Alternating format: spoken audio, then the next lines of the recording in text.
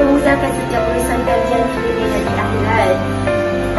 Dilapangkan rezeki dengan rezeki yang terbaik, dipanjangkan umur dalam keberkatan, serta diberi kesihatan yang baik dan kesembuhan daripada segala penyakit. Ya Allah, ringankan bebanan di tangan mereka, lindungi mereka dari sebarang kesusahan dan jadikan kebaikan ini sebagai asbab untuk memperoleh jalan syurga yang abadi. Amin amin ya